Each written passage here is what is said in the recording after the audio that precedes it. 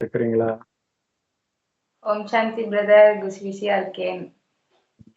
So இன்னைக்கு வந்து ரொம்ப சுவாரஸ்யமான டாபிக் நம்ம பார்க்க போறோம். என்ன அப்படின்னா, இயேசு கிறிஸ்து வந்து கடைசியில அந்த சிலுவையில இருக்கும் பொழுது,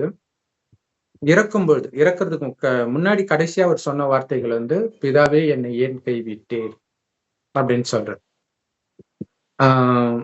ஸோ அதுக்கு முன்னாடி வந்து விழா எலும்புல கீழே இருக்கிறவங்க குத்துவாங்க, அவர் இறந்துட்டாரான்னு செக் பண்றதுக்கு.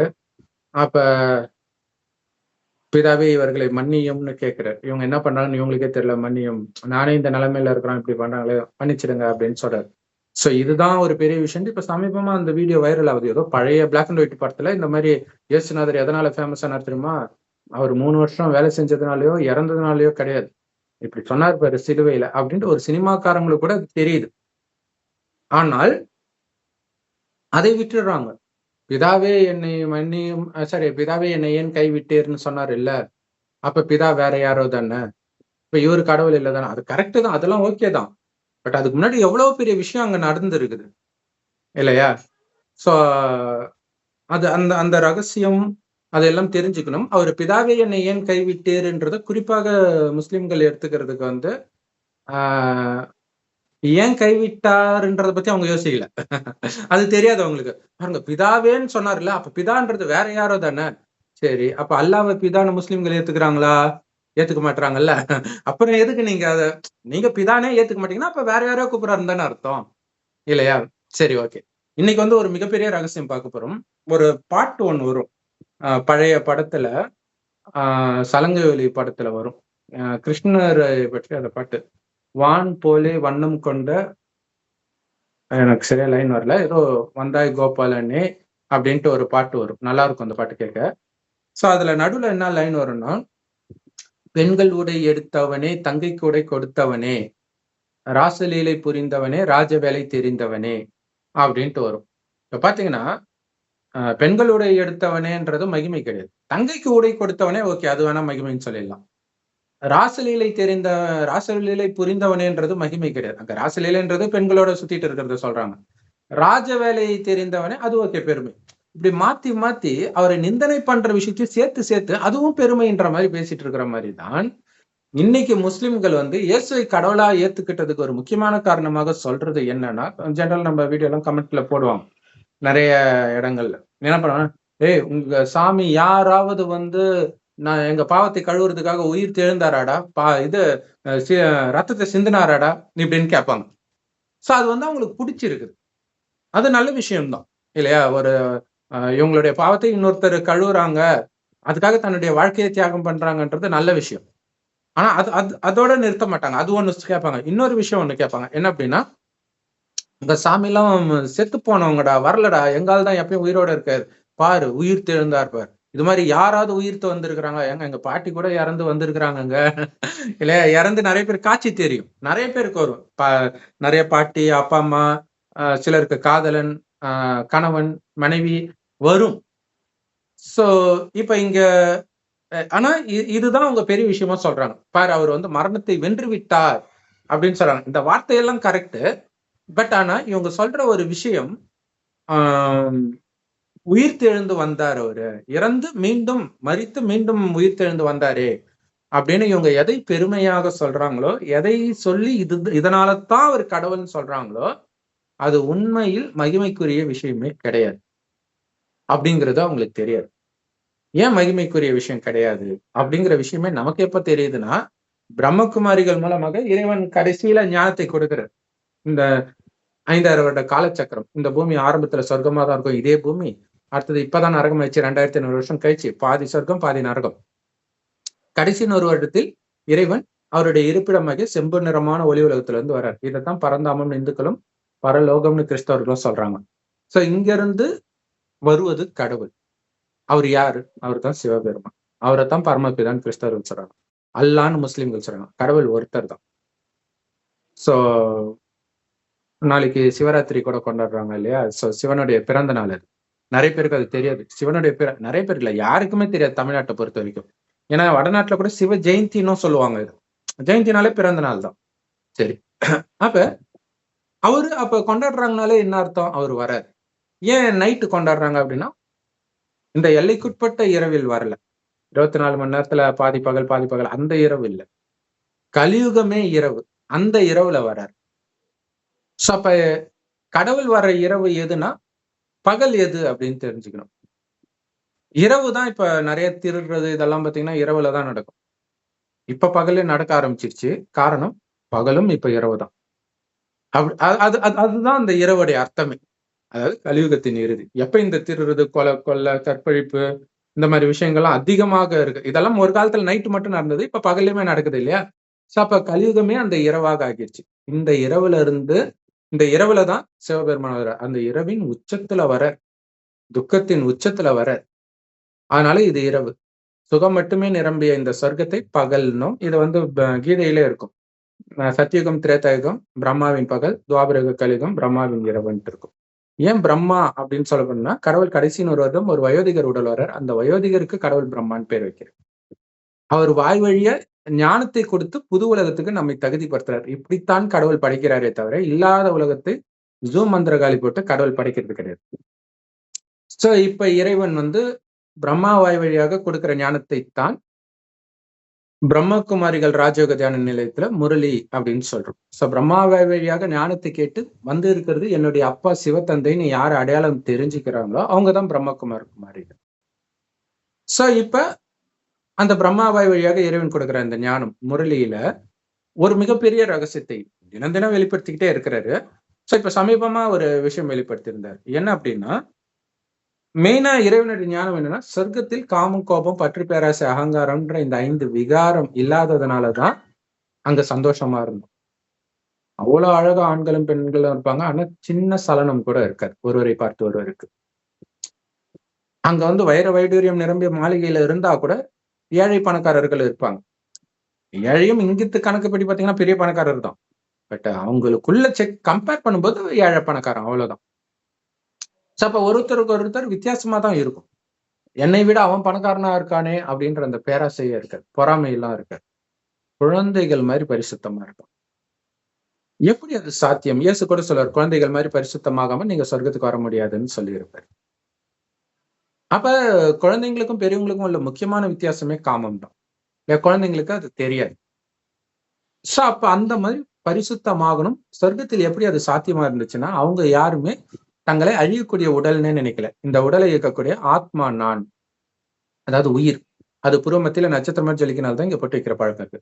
அந்த ஆத்மா தான் நான்ற உணர்வுலேயே தன்னையும் உணர்ந்து பிறரையும் அப்படித்தான் பார்ப்போம். புருவ மத்தியில தான் உங்களுடைய கவனம் இயல்பாகவே போகும். சோ அந்த அளவிற்கு நீங்க இறைவனே நினைக்க நினைக்க என்ன ஆகும் அப்படின்னா, சோ இப்ப கடவுள் என்ன சொல்றாருன்னா, சொர்க்கம் எப்ப நரகமா மாறுது அப்படின்னா, எப்ப ஆத்மான்றத மறந்து உடம்புன்னு நினைக்கிறீங்களா அப்ப மாறுது. சொர்க்கத்துல ஆத்மாவிலேயே உங்க கவனம் இருக்கும் பொழுது ஆனந்தமா இருப்பீங்க. ஏன்னா ஆத்மாவுடைய உண்மையான குணம் ஆனந்தம், அமைதி, தூய்மை, சக்தி, சுகம். சோ இப்படிதான் இருக்கும். ஆனா அது உள்ள இருந்தே வருது ஆனந்தம், ஆத்மாவில கவனம் இருக்கிற வரைக்கும். ஆனா என்ன ஆகும்னா, கொஞ்சம் கொஞ்சமா ஆத்மா சக்தி இழக்க இழக்க இழக்க இழக்க அப்படி ஸ்லைட்டா மனசு சலனமாக ஆரம்பிக்கும் வெளி உலக விஷயத்துல. அது எப்ப நடக்குதுன்னா 2500 வருஷம் கழிச்சு நடக்குது. அப்ப மனைவி அப்படி பார்த்துட்டு மறுபடியும் திரும்பி பார்க்கறான். அழகா இருக்கா இல்ல? அந்த நாள் தான் திரும்பி பார்க்கறான். சோ அப்ப அவனுடைய மைண்ட் அப்பதான் அதுதான் அவன் செய்யற முதல் பாவம். சோ இப்படிதான் காமம் என்டர் ஆகுது. அப்புறம் கோபம், பற்று, காமம் வந்துட்டாலே மத்த எல்லாமே வந்துரும். சோ அப்ப என்ன ஆகுதுன்னா, இந்த குறிப்பாக புலன் இன்பம், வெளி உலக கவர்ச்சி இதுலெல்லாம் புத்தி மயங்க மயங்க புத்தியினால சரி எது தவறு எதுன்னு பகுத்தறியும் சக்தியை இழந்துடுது. அப்ப சரியெல்லாம் தவறணும், தப்பெல்லாம் சரின்னும் அப்படி மாட்டிக்கிறாங்க. அப்பதான் பாவம் மேல பாவம் செஞ்சுக்கிட்டே இருக்கிறாங்க. சோ கடைசியில இறைவன் வர. இப்ப இதுல என்னன்னா, சொர்க்கத்துல யாரும் சாமி கும்பிட மாட்டாங்க. எந்த மதமும் இருக்காது அங்க. ஏன்னா இந்துக்கள் யாரையெல்லாம் தெய்வம் நினைக்கிறாங்களோ அவங்கதான் சொர்க்கத்தில் வாழறது. இதே பாரத பூமி சொர்க்கத்தில் வாழ்ந்தவர்களை தான் இந்துக்கள் தெய்வம்னு வழிபடுறாங்க. அவர்களே இங்க வரும்போது இந்துன்னு சொல்லிக்கிறாங்க. ஏன்னா சொர்க்கத்தில் காமம் இல்லாத பரிசுத்தமா இருந்தவர்கள் காமத்துல விழும்போது தன்னை தேவதைன்னு சொல்லிக்கிறது கூச்சப்பட்டுக்கிட்டு இந்துன்னு சொல்லிக்கிறாங்க. ஏன்னா அப்ப இந்தியாவுடைய பேரு ஹிந்துஸ்தான். அதுக்கப்புறம் ஒவ்வொரு மதங்களா வருது இதுல இருந்து. ஸோ ஒரு மதமும் வர வர அது பிரிவினை தான் இல்லையா? ஏற்கனவே ஒரு இருக்குது, இன்னொன்னு அது தப்புன்னு வருது, இன்னொன்னு அது தப்புன்னு வருது, இன்னொன்னு அது தப்புன்னு வருது. எப்படி அப்ப ஒற்றுமையா இருக்க முடியும்? ஒருத்தர் கும்பிடுற சாமி இன்னொருத்தர் சாத்தான்னு சொல்றது, இந்த மாதிரி விஷயங்கள்லாம் இருக்கும்போது ஒற்றுமை வாய்ப்பே கிடையாது இல்லையா? வாய்ப்பே கிடையாது. ஸோ அதுதான் சாத்தானுடைய சாமர்த்தியம். பல மொழிகள், பல வழிகள் இதையெல்லாம் உருவாக்கிக்கிட்டே இருக்கிறோம். ஸோ கடைசியில இறைவன் வந்து ஞானத்தை கொடுக்கிறார். என்ன ஞானத்தை கொடுக்கிறார் அப்படின்னா, ஆத்மான்னு உணரணும், ஆத்மாவை மட்டுமே பார்க்கணும். இந்த ஆத்மா எப்படி கடவுளுடைய குழந்தையோ அதே மாதிரி நீங்க யாருக்கிட்ட பேசுறீங்களோ அவங்களும் கடவுளுடைய குழந்தை. அந்த ஆத்மா உடம்பு கிடையாது அப்படின்ற உணர்வுல பேசணும். அப்ப சிவனுடைய குழந்தை அப்படின்னா, என்னுடைய அப்பாவுடைய குழந்தை எனக்கு அக்காவா இருக்கணும், இல்ல அண்ணனா இருக்கணும் இல்லையா?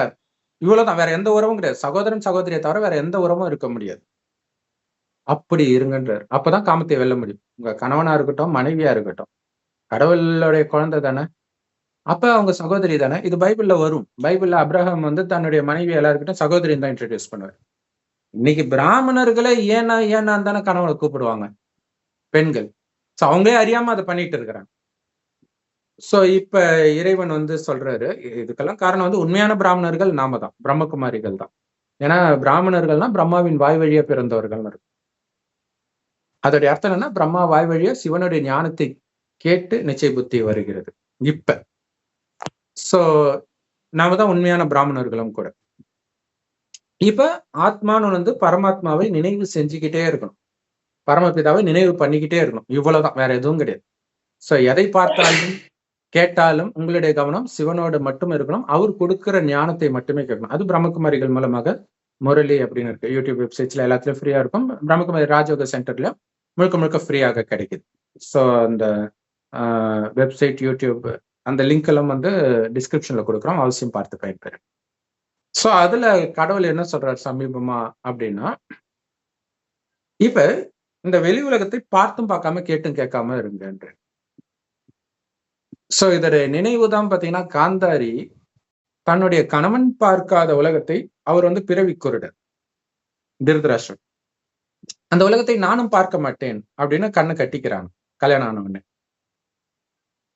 சோ இதோடைய அர்த்தம் என்னன்னா, எப்படி கணவனையே நினைச்சிட்டு இருப்பாங்க மனைவியோ, அந்த மாதிரி நாம கடவுளே நினைக்கிறதுனால நாம தான் அந்த மனைவி. அது பைபிள்ல இருக்கும். கடவுள் மணவாளனாக திருடன் போல நள்ளிரவில் வருவார். அந்த நேரம் யாரு கண் வச்சிட்டு இருக்கிறாங்களோ அந்த மணமகள்களை மட்டும் அழைச்சிட்டு போவார். இந்த ஞானம் அப்படியே வருது. அப்ப நைட்டு கடவுள் வருவாருன்ட்டு நைட் எல்லாம் தூங்காமலா இருப்பாங்க கிறிஸ்டின்ஸ் இல்லையா? சோ இது அந்த இரவுக்கு கலியுகம் ஃபுல்லாவே கண் விழிக்கிறது, தூங்காம கண் வச்சுட்டு இருக்கிறது, எல்லாம் கண்ணை திறந்துட்டே தூங்கிட்டு தான் இருக்கிறாங்க. அதாவது உடம்புன்ற மயக்கத்துல இருக்கிறது தான் தூங்குது. ஆத்மான்ற உணர்வுல இருக்கிறது தான் விழிப்பு நிலை. அதான் ஆன்மீக விழிப்பு நிலை. ஆன்மீகம்னாலே ஆத்மா சம்பந்தப்பட்டதுன்னு அர்த்தம். ஆத்மான்ற விழிப்புணர்வுல இருக்கிறது. அப்படி ஆத்மா நானுன்ற உணர்வு இருந்துச்சுன்னு வச்சுக்கோங்க, சொர்க்கத்துல அப்படிதான் இருக்கும். அப்ப ஆத்மால இருந்தே ஆனந்தமும் வருது. அப்ப தனக்குள்ள கவனம் இருக்கும்போது வெளி உலகத்துல நடக்கிறது பெரிய விஷயமா நம்ம நினைக்கவே மாட்டோம். உதாரணத்துக்கு நம்ம சின்ன வயசுல இருக்கிறோம். சின்ன வயசுல வந்து நமக்கு பாடம் எடுக்கிற டீச்சரோ, பக்கத்துல இருக்கக்கூடிய வாத்தியாரோ லவ் கூட பண்ணலாம். ஆனா குழந்தைங்களுக்கு அது தெரியாது. தெரிய ஆரம்பிச்சிச்சுன்னா கெட்டு போக ஆரம்பிச்சிருச்சுன்னு அர்த்தம். ஆனால் பெருசாக பெருசாக அவங்க லவ்வே கூட இல்லாம இருக்கலாம். சும்மா கூட பேசுறாங்க. என்ன அவன் 2 நாளா பேசிட்டு இருக்கான், அவர் வந்து ஏதோ ரூட் விடுறாருன்னு நினைக்கிறேன். இப்படிலாம் பேசுவாங்க பசங்க. அப்ப இவன் விழ ஆரம்பிச்சிட்டான்னு அர்த்தம். சோ அந்த மாதிரி இதே மாதிரி தான் மற்ற விஷயமும். காமம் மட்டும் கிடையாது. கோபம், பற்று, பேராசை, அகங்காரம். இப்ப எனக்கு தெரிஞ்ச நிறைய பேருக்கு 30 வயசுல 40 வயசுல அவங்க அம்மா இறக்குறாங்க. அதாவது இவங்களுக்கு 40 வயசு இருக்கும்போது அம்மா 60, 70 வயசுல தான் இறக்குறாங்க. அது ஜென்ரலாவே நடக்கிற விஷயம்தான். அதனால அதை தாங்க முடியல யாருக்கும்.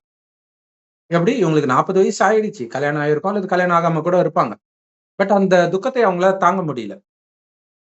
ஆனால் குழந்தையா இருக்கும்போது உங்க அம்மா இறந்திருந்தாங்கன்னு வச்சுக்கோங்களேன், ஒரு 2வது படிக்கும்போது, 1வது படிக்கும்போது உங்களுக்கு வலியே இருக்காது. எல்கேஜி, யூகேஜினா சுத்தம். அது ஒரு பெரிய விஷயமாவே தெரியாது. அம்மா போனதுக்கு முன்னாடியே நீங்க விளையாண்டுட்டு இருப்பீங்க. ஏன்னா அந்த பற்று வரல. அந்த உடம்ப பார்க்க தான் அந்த பற்று வரும். குழந்தைங்க வந்து அந்த அந்த கவர்ச்சியில அவ்வளவு சீக்கிரம் மயங்க மாட்டாங்க. அதுக்கு அந்த சக்தி இருக்கும். குழந்தையா பிறக்கும்போது வளர தான் அது போயிடும்.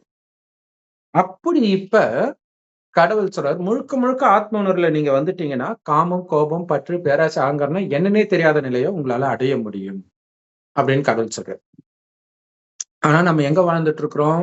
இந்த 5 விகாரம் அப்படி பேய் மாதிரி எல்லாருக்குள்ளயும் இருக்குது. காமம், கோபம், பற்று, பேராசை, அகங்காரம். இந்த 5 விகாரமானிடமும், இதே 5 விகாரம் பெண்ணிடமும் இருக்கக்கூடிய இணைந்த ரூபம் தான் 10 தலைராம். அததான் சாத்தான் சொல்றது. இதுதான் எல்லாருக்குள்ளயும் இருக்கிறது. இதுதான் எதிரி உடல் உணர்வை விட்டு உங்களை போக விடாம புடிச்சு வச்சுக்குது. இல்லையா? காமம் இருக்கும்போது அது என்னுடைய மனைவி அப்படின்னு வரும்.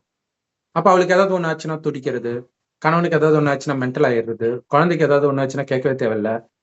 சோ இதெல்லாம் அந்த உடல் உணர்வுனால வருது. ஒரு புள்ளி இன்னொரு புள்ளியை பார்க்கும்போது எப்படி காமம் வரும், பற்று வரும். அதுவும் அந்த புள்ளி எப்பயுமே வேற இருக்கும். எந்த புள்ளி வந்தாலும் அந்த புள்ளி அதோடைய நடிப்பை நடிக்குது. ஏன்னா கடவுள் சொல்றாரு, ஒவ்வொரு ஆத்மாவிலும் அதோடைய 5000 வருடத்தில் என்னென்ன நடிக்கணும்ன்றதுலாம் ஏற்கனவே பதிவாயிருக்கும். அதைத்தான் நடிக்குதுன்ற. அப்ப அதோடைய நடிப்பை அது நடிக்கிறதுக்கு நான் ஏன் டென்ஷன் ஆகணும்? அஜித் பாட்டு பார்த்து சிடியை போட்டா அஜித் பாட்டு தான் ஓடும். விஜய் பாட்டு ஓடாது. எம்ஜிஆர் பாட்டு ஓடாது. அந்த மாதிரி அவங்கவங்களோட நடிப்பை தான் அவங்க நடிக்கிறாங்க அப்படின்னு தெரிஞ்சு நீங்க விலகி இருங்க அப்படின்னு கடவுள் சொல்றாரு. இப்ப உண்மையிலே விலகி இருக்க முடியுமா? உடல் உணர்வுல இருக்கிற வரைக்கும் முடியாது. அப்ப முடியல அப்படின்னா இன்னும் உடல் உணர்வுல இருக்கிறீங்க, ஆத்ம உணர்வுக்கு வரணும் அப்படின்னு புரிஞ்சுக்கலாம். சோ அப்ப ஒரு ஒரு பொண்ணு வந்து பயங்கரமா ஒருத்தனை செடியூஸ் பண்ண ட்ரை பண்றா, மயக்கிறதுக்கு ட்ரை பண்றா. கொஞ்சம் கூட அசையவே இல்லைன்னா அந்த பொண்ணு கட்டுப்போய், ஏய் நீ உயிரோட இருக்கிறியா இல்ல பொணமா இருக்கிறியான்னு கேட்க ஆரம்பிச்சிருவா. இல்லையா? அப்படி பொணமா தான் கடவுள் இருக்க சொல்றது. அதான் அங்க விஷயமே. அம்மன் கோயில்ல பாத்தீங்கன்னா, அம்மன் மடியில ஒரு அரக்கன் இருப்பாங்க. அத வந்து அப்படியே வாயால குடலை உருவி இப்படி ஆக்ரோஷமா இருக்கிற மாதிரி காட்டும். அந்த அரக்கனே முதல்ல அவங்கதான். அவங்க அதாவது இப்ப நமக்குள்ள அந்த அசுர குணம் இருக்கும்போது நம்ம அரக்கர்கள். எப்ப அந்த அரக்க குணத்தை ஃபுல்லா அழிக்கிறோமோ நாம பூஜைக்கு தகுந்தவர்களாக மாறிடுறோம். சோ அதுதான் அதோடைய அர்த்தமே. அப்ப அதுதான் உயிரோடு நீங்க இறந்துகிட்டே வாழ்வதுதான் என் மடியில் நிரந்தரமாக வாழ்வதுன்னு கடவுள் சொல்ற.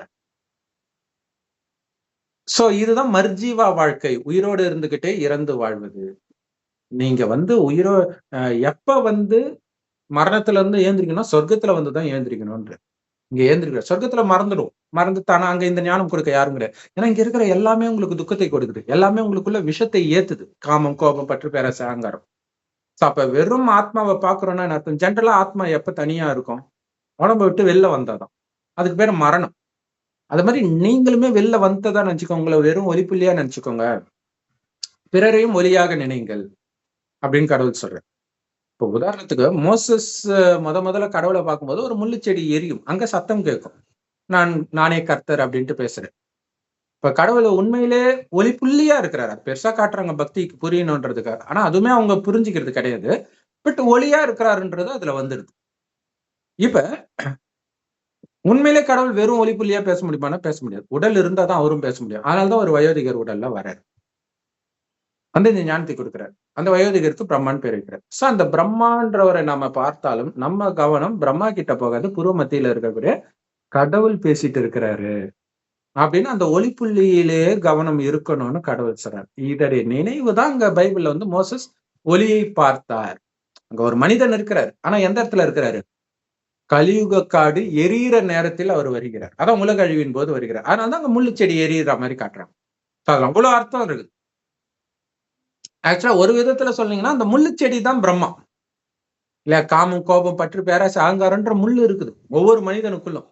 அவர் உடம்புல வந்து இறைவன் பேசுறார். எவ்வளவு அற்புதமா இருப்பாங்க. யாருக்காவது அது தெரியுமா? எவ்வளவு சூப்பரான விஷயம் இல்லையா? சோ இந்த ஞானத்தை கடவுள் கொடுக்கிறார். அப்ப என்ன சொல்றாருன்னா, இங்க இருக்க நீ வந்து முழுக்க முழுக்க என் நினைவுல இருந்து இந்த உலகத்தையே மறந்துடணும்ன்ற. உனக்கு கொடுக்கப்பட்ட ஒரே காரியம் என்னை மாதிரியே நீ ஆகணும். என்னை கண்டவன் பிதாவை கண்டான்னு இயேசு சொல்றாரு இல்லையா? அந்த மாதிரி நீ மாறணும்ன்ற. இப்ப கடவுள் எப்படி இருப்பாருன்னு யாருக்கு தெரியும்? அவர் ஒளிப்புள்ளியா இருக்கிறாரு, இப்ப சொல்லிட்டேன். அவருடைய குணம் என்ன? ஒளிப்புள்ளியா இருக்கிறாருன்றதே அவர் சொல்லிதான் நமக்கு தெரியுது. அவருடைய குணம், அவர் தினம் தினம் பேசுறாரு இல்லையா? ஒருத்தர் பேச பேசதான் அவங்களுடைய குணம் நமக்கு தெரியும். இது வரைக்கும் எந்த மதத்திலயும் கடவுள் பேசினதெல்லாம் இல்லை. அப்படியே கடவுள் பேசினாருன்னு இருக்கிறதெல்லாம் கடவுள் கொலை பண்ண சொன்னாருன்னு இருக்கும். பைபிளா இருக்கட்டும், குரானா இருக்கட்டும், கீதையா இருக்கட்டும், இல்லையா? கடவுள் அந்த குணம், கடவுளுடைய குணம் அது கிடையாது. கொலை பண்ண சொன்னது இந்த 5 விகாரங்கள். அதுதான் அரக்கனை கொலை பண்றதா இந்து மதத்திலையும், கடவுள் நம்பாதவங்களை கொலை பண்றதா மற்ற மதங்களையும் வந்துடுது. இப்ப கடவுள் யாரையும் கொலை சொல்றது கிடையாது. விகாரங்களை அழிக்க சொல்றாரு, ராவணனை அழிக்க சொல்றாரு. அது உங்களுக்குள்ள இருக்குது. இது கதையில அப்படி வெளிப்படுது. எல்லாமே இப்ப கொடுக்குற ஞானம், சொர்க்கத்துல ஞானம் இருக்காது, மதங்கள் இருக்காது. நரகத்தில் வரும்போது இந்த ஞானம் கொஞ்சம் கொஞ்சமா வெளிப்படுது. ஒவ்வொருத்தருக்கிட்டயா கொஞ்சம் கொஞ்சமா, அதிகமா இருக்காது. ஆனா அவங்கவுங்க என்ன நினைச்சுக்கிறாங்க, இல்ல எங்க மதம் தனி, எங்க மதம் தனி, எங்க மதம் தனி, அப்படி புரிஞ்சுக்கிறாங்க. யானையுடைய காலை மட்டும் வச்சுக்கிட்டு இதுதான் யானைன்னு குருடன் சொல்ற மாதிரி, யானையுடைய தந்தத்தை பிடிச்சிட்டு இதுதான் யானைன்னு ஒரு குருடன் சொல்ற மாதிரி, ஒவ்வொரு குருடனும் ஒவ்வொரு இடத்த மட்டும் பிடிச்சிக்கிற மாதிரி தான் ஒவ்வொரு மதமும் பிடிச்சிட்டு இருக்கிறாங்க. ஆனால் அன்பு சகோதர சகோதரிகளே, எல்லாமே ஒரே விஷயத்தை தான் போதிக்குதுன்றத இப்ப நான் சொல்லும் போது உங்களுக்கு புரியும் பாருங்க. இயேசுநாதர் சொன்னோம் இல்லையா, சிலுவையில அறையிறாங்க. அவர் ஏன்பா என்னை கை விட்டுட்டீங்க அப்படின்னு கேட்கறது உண்மையிலே கிறிஸ்டின்ஸ்க்கு ஒரு ஜெர்க்கு கொடுக்கும். அது என்னதான் அவங்க ஏசப்பா கடவுள், அவங்க என்ன தெரியுமா, அதை பார்க்க விரும்பல, அவ்வளவுதான். அது எப்படியாவது இருந்துட்டு போட்டுப்பா, எனக்கு இயேசுனால சில விஷயம் நடந்துச்சு, நான் நம்புறேன், என் நம்பிக்கையில அள்ளி போடாத, மண்ணள்ளி போடாத, இதுதான் சொல்றாங்க. அது ஏன் என்னன்றது பத்தி நான் தெரிஞ்சுக்க விரும்பல, அவ்வளவுதான். இந்த மாதிரிதான் ஒவ்வொரு மதத்தினருமே இப்படிதான் இருக்கிறாங்க. ஆனால் அந்த விஷயம் ரொம்ப முக்கியமான விஷயம். பிதாவே என்னை ஏன் கைவிட்டுன்றத, இவர் கடவுள் இல்லைன்றது வேற விஷயம். இவர் கடவுளே இல்லாட்டினாலும் ஏன் கைவிட்டார், அது ஒரு பெரிய விஷயம் இல்லை. ஏன்னா இயேசு பிடிச்சிட்டு தான் நம்ம தொங்கிட்டு இருக்கிறோம். இயேசுவையே கடவுள் கைப்பிடிச்சு, இப்ப பாருங்களா, கடவுள் இப்ப எல்லாம் கடலுக்குள்ள மூழ்கிறாங்கன்னு வச்சுக்கலாம், எல்லாம் இயேசு ஃபர்ஸ்ட் மூழ்கிறார், அவர் காலை பிடிச்சிக்கிட்டாங்க எல்லாரும். இப்ப கடவுள் இயேசு கையை பிடிச்சி தூக்குறாரு. தூக்கும் போது டமால்னு அவர் கையை விட்டுட்டாருன்னா என்ன ஆகும்? இயேசு மட்டும் விழ மாட்டாரு, இயேசு பிடிச்சிட்டு இருக்கிற எல்லாம் சேர்ந்து கீழே விழுந்துருவாங்க, இல்லையா? அது மிகப்பெரிய எச்சரிக்கை. அது இன்னும் தெளிவாக புரிஞ்சுக்கணும் அப்படின்னா, ஒரு விதையில இருந்து தான் முதல்ல வேர் வரும், அப்புறம் 2 இலை வரும், அப்படியே ஸ்ட்ரைட்டா போயிட்டு கிளைகள்லாம் வர ஆரம்பிக்கும். அந்த மாதிரி இது மனித சிருஷ்டி மரம்னு கடவுள் சொல்றார். இந்த மனித சிருஷ்டி மரத்தில் விதையாக இருப்பவர் இறைவன். இந்த ஒட்டுமொத்த மரத்துடைய ஞானம் கடவுள் கிட்ட மட்டும்தான் இருக்கு. அந்த ஞானம் யாருக்கு கிடைக்குது? டைரக்டான வேருக்கு தான் கிடைக்குது. ஏன்னா ஃபர்ஸ்ட் அதுல இருந்து தானே வருது. அதுக்கப்புறம் என்ன ஆயிடும், கொஞ்ச நேரம் கழிச்சு விதை இல்லாம போயிடும், இல்லையா? அந்த புளியங்கொட்டை இதெல்லாம் பார்த்தீங்கன்னா ஒரு டைம் வரைக்கும், அதுக்கப்புறம் விதை இருக்காது, ஃபுல்லா அது வேர் வந்துடும், அதுக்கப்புறம் இதெல்லாம் வரும். அப்ப இறைவன் கொடுக்கிற ஞானத்தை வைத்து இந்த காமம், கோபம், பற்று, பேராசை, அகங்காரத்தை வெல்வதனால அடுத்த 2500 வருடம் இந்த பூமி சொர்க்கமாக இருக்குது. கிளைகளற்ற மரம், கிளைகள் எல்லாம் அப்படி ஸ்ட்ரைட்டா கிறிஸ்துமஸ் ட்ரீ அப்படித்தானே காட்டுறாங்க. அப்ப என்ன அர்த்தம்னா, பிரிவினையே கிடையாது, எந்த மதமும் கிடையாது, ஒரே ராஜ்யம், ஒரே மொழி, ஒரே வழி, இதே பாரத பூமியில தான் இருக்கு. இன்னைக்கு எந்த ஹிந்தியை எல்லாரும் எதிர்க்கிறோமோ அந்த ஹிந்தி மட்டும்தான் உலகத்துல அடுத்த 2500 வருஷம் இருக்க போது. வேற எந்த மொழியும் இருக்கு, தமிழ் மட்டும் இல்ல, எந்த மொழியுமே இருக்கு. ஏன்னா அது டெல்லி சார்ந்த பகுதி தான் சொர்க்கமாக இருக்கும். டெல்லியில இப்ப என்ன பேசுறாங்களோ அதான் அப்பயும் பேச போறாங்க, மற்றதெல்லாம் கடலுக்குள்ள போயிடும். உலக அழிவு வரும்னு சொல்றாங்க இல்லையா, அது கண்டிப்பாக நடக்கும். இப்ப இதுக்கு அப்புறம் என்ன ஆகுதுன்னா, இந்த மரத்துடைய 2500 வருஷம் கழிச்சு யூத மதம் வருது. அப்ப யூத மதம் தலைகீழ இருக்குது, அதனால புரியாதுன்னு நினைக்கிறேன். யூத மதம் இது ஒரு கிளை. அடுத்தது புத்த மதம், இது ஒரு கிளை. அடுத்தது கிறிஸ்தவ மதம், அடுத்தது முஸ்லிம் மதம், சீக்கிய மதம், ஜெயின மதம், இப்படி நிறைய மதங்கள் இருக்கு. முக்கியமான மதங்கள்னா இந்த 4 தர்மங்கள் சொல்லலாம். ஒண்ணு அடித்தண்டா இருக்கக்கூடிய ஆதிசநாதன தேவி தேவதா தர்மம், அதுதான் இந்துன்னு சொல்றோம். அதுதான் இப்ப வீக்கா ஆயிடுச்சு. ஏன்னா யாரு தன் மதத்தை ஸ்தாபனை செஞ்சாங்கன்னே தெரியாத ஒரே மதம் இந்து மதம் மட்டும்தான். அது அவங்க தப்பும் சொல்ல முடியாது. ஏன் அப்படின்னா, இப்ப இறைவன் ஞானத்தை கொடுக்கிறார், அடுத்தது உலக அழிவு வரும், அதுக்கப்புறம் தான் சொர்க்கமே வரும். அவங்களுக்கே தெரியாது கடவுள் மூலமா தான் நம்ம சொர்க்கத்துக்கு வந்திருக்கிறோம்ன்றது அவங்களுக்கு தெரியாது. கடவுளை பற்றி எந்த நினைப்பும் இருக்காது, ஆனந்தமா இருப்பாங்க. துக்கம் வரும்போது கடவுளை நினைக்க ஆரம்பிச்சு அப்பதான் முதலாக சிவனுடைய கோயில் சோமநாதர் ஆலயம் கட்டுறாங்க. அதுக்கப்புறம் ஒவ்வொரு மதமாக வருது. இதெல்லாம் நரகத்துலதான் வருது. நரகத்தில் தான் எல்லா மதங்களும் தோன்றுகிறது. மனிதர்கள் உருவாக்குனது, கிறிஸ்தவ மதம், இஸ்லாமிய மதம் எல்லாமே. அப்ப அவங்களுக்கு தெரியும் இவங்க தான் வந்து தோற்றுவிக்கிறாங்கன்ட்டு. ஆனா கடவுள் தேவதா தர்மத்துக்கான ஞானத்தை கொடுக்கிறார். அடுத்தது உலக அழிவு வருது, எல்லாருமே மேல போயிடுறோம். அங்க இருந்த ஆத்மாக்கள் சொர்க்கத்துக்கு வருவதற்கு தகுதி பெற்ற ஆத்மாக்கள் மட்டும் சொர்க்கத்துல கொஞ்சம் கொஞ்சமா ஜென்மம் எடுப்பாங்க. 100% தகுதினா ஃபர்ஸ்டே வருவாங்க, 90% கொஞ்சம் கம்மி, 80% இன்னும் கம்மி, இந்த மாதிரி வரும். அடுத்தது நரகத்துல ஒவ்வொரு மதமும். இப்ப பாருங்க, இந்த 5000 வருட சிருஷ்டி மரத்தில் 3000 வருடம் கழிச்சு தான் இயேசு வர்றார் இல்லையா? எங்க வருவார்னா இங்க வருவார். அது ஆக்சுவலா இயேசுன்னு கூட சொல்ல முடியாது, கிறிஸ்து ஆத்மா, பரிசுத்த ஆவின்றாங்க இல்லையா, கிறிஸ்து ஆத்மா. இயேசு ஏற்கனவே இந்த பூமியில வாழற மனுஷன் தான். அவர் உடம்புல கிறிஸ்துன்னு ஒரு ஆத்மா ஸ்ட்ரெயிட்டா கடவுள் கிட்ட இருந்து வரும். எல்லா ஆத்மாவும் நம்ம மேல இருந்து தான் வரும், அதையும் புரிஞ்சுக்கணும். என்ன வித்தியாசம், நம்ம தாயின் கர்ப்பத்துல பிறகுறதுனால மறந்துடும். இயேசு வந்து டைரக்டா கிறிஸ்து வந்து இயேசு உடம்புல டைரக்டா வர்றதுனால உலகம் அழியும் போது கடவுளுடைய ஞானத்தை கடைசியில தான் மதஸ்தாபகர்கள்லாம் எடுப்பாங்க. அதனால அவங்க சொர்க்கத்துக்கு வர மாட்டாங்க. ஏன்னா முதலே எடுத்தாதான் முயற்சி செய்து காமம் கோபம் பற்றி பேரசாங்கத்தை வெல்ல முடியும். அவங்க அதை பண்ணல. பட் கடைசியில ஞானம் கேட்கும்போது ஐயோ என்னாலதான் கிறிஸ்தவர்கள் எல்லாம் நான் சொன்ன ஞானம் உண்மை நினைச்சிட்டு இருக்கிறாங்களே, இப்ப கடவுள் வந்துட்டாரு இதை சொல்லணும்னு நினைப்பாங்க, டக்குன்னு உயிர் பிரிஞ்சிடும். அடுத்தது மீண்டும் அந்த மதம் எப்ப வருதோ அப்பதான் அந்த ஆத்மா வரும், அது வரைக்கும் மேலே தான் இருக்கும். சோ இங்கேயும் ஒரு விஷயம் இருக்குது. இங்கேயுமே பாருங்க, கிறிஸ்துவ ஞானத்தை எடுத்து மத்தவங்க சொல்லணும்னு நினைக்கும்போது டக்குன்னு மேல போயிடுறாங்க. ஒரு விதத்துல இங்கேயே கடவுள் கைவிட்டார் அப்படின்னு சொல்லிடலாம். அது கடவுள் கைவிடுறது கிடையாது, இவங்க லேட்டா வராங்க, அவ்வளவுதான். நம்ம தான் கடவுள் கையை பிடிக்கணும் இல்லையா? அவர் எல்லாருக்கும் தான் வா குழந்தைன்னு இப்படி கூப்பிடுறாரு, குழந்தைகளே வாங்கன்ட்டு. அப்ப கடவுள் கையை பிடிக்கிறவங்க ஆரம்பத்திலே பிடிச்சிட்டு கடவுள் கையே விடாம இருந்தா காமம் கோபம் பற்று பேராசை அகங்காரத்துல கொஞ்சம் கூட சிக்காம இருப்பாங்க. ஏன்னா கடைசியினர் இப்பவே வந்துகிட்டு இருக்கும் இந்த டெஸ்ட் பேப்பரு. காமத்தை தூண்டக்கூடிய விஷயம், கோபத்தை தூண்டக்கூடிய விஷயம், இதெல்லாம் வந்துகிட்டே இருக்கும். நீங்க இறைவன் நினைவுல நான் சொர்க்கத்துக்கு போயிட்டு இருக்கேன், இங்க இருக்கக்கூடிய எதையுமே நான் திரும்பி கூட பார்க்க மாட்டேன், அப்பால போ சாத்தானே தள்ளிக்கிட்டே இருக்கணும். வீண் எண்ணமே வரக்கூடாது, சொர்க்கத்துக்கு போறேன்ற அந்த ஆனந்தம் மட்டுமே இருக்கணும். அப்ப மேபி கிறிஸ்துவுக்கு வந்து அந்த நேரம் ஞானம் கிடைக்கும் போது ஏதோ ஒண்ணுத்துல ஃபெயில் ஆகும்போது டக்குன்னு அவ்வளவுதான், முடிஞ்சு போச்சு, டைம் முடிஞ்சிச்சு. கடவுள் கைவிடல, கடவுளை இவங்க லேட்டா பிடிக்கிறாங்க. பிடிச்சதுனால கடைசியில கையும் விட்டுருவாங்க. ஏன்னா இந்த காமத்திலயோ கோபத்திலயோ பற்று பேரசாங்கத்திலயோ எதுலயோ ஒண்ணுத்துல சிக்கிறாங்க, அல்லது ஒரு துக்கம் வந்துருச்சுனாலே முடிஞ்சு போச்சு. அதை பற்றி நினைச்சாலே கடவுளை நினைக்க மாட்டாங்க, கடவுள் கையை இவங்க விட்டுட்டாங்க அப்படின்னு அர்த்தம். சரி, கடவுள் கையை பிடிச்சிட்டு இருந்தா எப்படி இருக்கும்? பணம் மாதிரி இருக்கும். பணம் மாதிரினா இந்த காமம் கோபம் பற்று பேராசை அகங்காரம் இருக்காது, ஆனா சிரிச்ச முகத்தோட தான் இருக்கும். ஏன்னா கடவுளை நாம வெளிப்படுத்துற மாதிரி இருக்கணும் நம்மளுடைய குணம். ஆனா பற்று இல்லாத அன்பு இருக்கும். அதுதான் கடவுளை வெளிப்படுத்துறது. என்னை கண்டவன் பிதாவை கண்டான், அது நம்மளுடைய லட்சியம், அப்படி இருக்கணும். இப்ப இயேசு பாத்தீங்கன்னா, இயேசுவா இருக்கட்டும், அதாவது பைபிளா இருக்கட்டும், குரானா இருக்கட்டும், ராமாயணமா இருக்கட்டும், மகாபாரதமா இருக்கட்டும், எல்லா கதைகளுமே இந்த ஞானத்தை கடைசியில எடுத்து ஒரு விகாரமாக அழித்து இறைவன் கிட்ட, அதாவது இறைவன் கிட்ட போறது லட்சியம் கிடையாது, ஏன்னா எப்படியா இருந்தாலும் மேல போய் தான் ஆகணும். சொர்க்கத்தின் ஆரம்பத்துல வருமா இல்லையா, இதுதான் விஷயமே.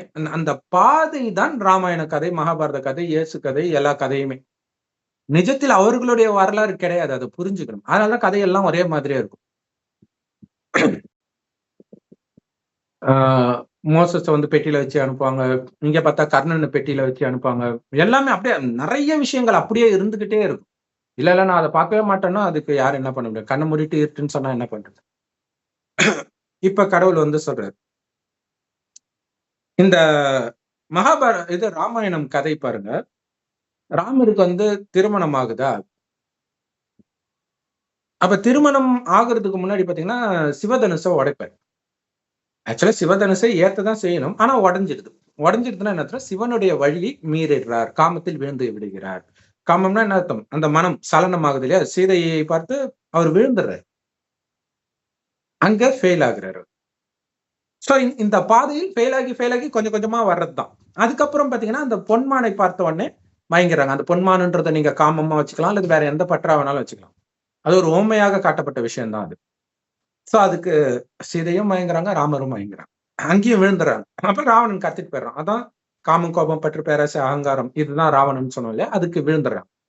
சோ கடத்திட்டு போறேன்னா எங்கேயோ எடுத்துட்டு போறாங்கன்னு அர்த்தம் இல்ல, உள்ளேயே தான் இருக்கிறான், அவனுக்கு அடிமையா இருக்கிறோன்னு. சோ அதுக்கப்புறம் ராவணன் கிட்ட மாட்டிக்கிட்டாங்களா? மாட்டின பிறகு அங்கதான் வந்து இத உணர்றாங்க. நம்ம கடத்தப்பட்டு விட்டோம்.